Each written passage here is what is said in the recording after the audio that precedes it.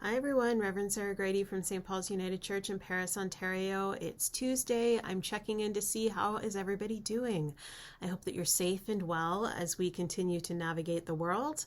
I have just a couple of quick reminders for folks about upcoming events for our community. And the first is this coming September the 26th is Orange Shirt Sunday. So I have my orange shirt here. I'm going to lift that up for you. And this was gifted to me a couple of years ago. It's made by an Indigenous artist. And we are hopeful that if you're wearing an orange shirt this Sunday and it has a logo on it, that you've made sure you've done your research and purchased it so that those proceeds go to an Indigenous artist. But any orange shirt for this coming Sunday will do as we lift up prayers and some education around healing and truth and reconciliation. And September 30th is the actual day of, is the actual Orange Shirt Day. And so we want to make sure you're wearing your shirt on that day as well. We'll have more information about what this means during our service on Sunday, but if you have questions or concerns ahead of time, please don't hesitate to give me a call.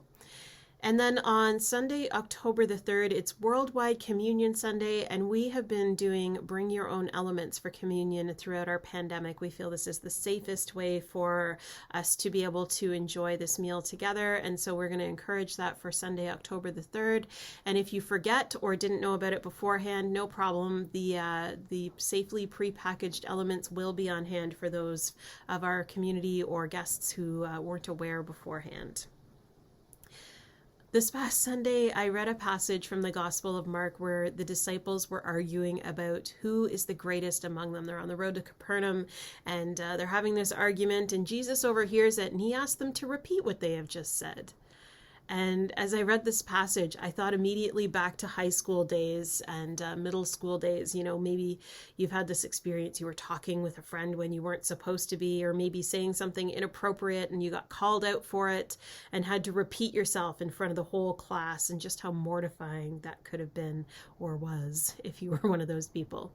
And so the disciples are called out by Jesus, and they're like, yeah, we were arguing about who was the greatest. And to point out to them how silly this is, Jesus pulls a little child into his arms. So this is significant because children were considered the weak members of society at that time. They weren't lifted up and cared for the same way we do in our Western society these days. And he says, whoever welcomes a child welcomes me and the one who sent me, indicating that sentiment he had throughout the gospel of the last shall be first and the first shall be last is evident, and is pointing out that their argument about who is the greatest among them is childish, not childlike, but childish, and not part of what Jesus had been teaching them all along. I find this passage particularly apt given that we are in an election week, and I hope that everybody had a chance to vote yesterday. I did my civic duty and went and voted, and hope that you've had a chance to as well, and we are anxiously awaiting those. But I just thought throughout this election, you know, politics has never been my favorite thing, but it has really devolved into such an uncivil place of no, rather than saying what you're going to do for somebody, it's just evolved into this person didn't do this person didn't do this, and I just want to stay out of the whole mess sometimes, but here we are. We do need to do our civic duty. We do need to keep moving forward.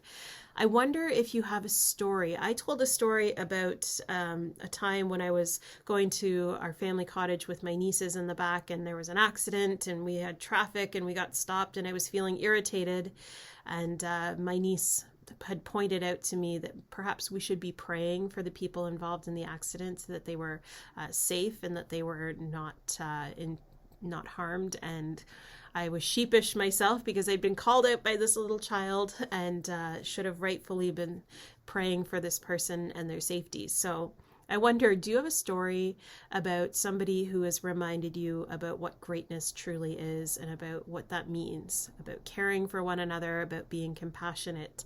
And I would love to hear from you about those. You can comment in our comment section below. You can shoot me a text or give an email, and I'd love to hear from you and know those stories. Who is the greatest? That was actually really fun on Sunday. I started my sermon by asking anybody who thought they were the greatest person in the room to raise their hand. A lot of laughter, not a single hand raised, which was really good to see. So share those stories. And of course, wherever you are, I hope that you're safe. I hope that you're well. And as always, I hope I get to see you really soon. We'll talk to you later, friends.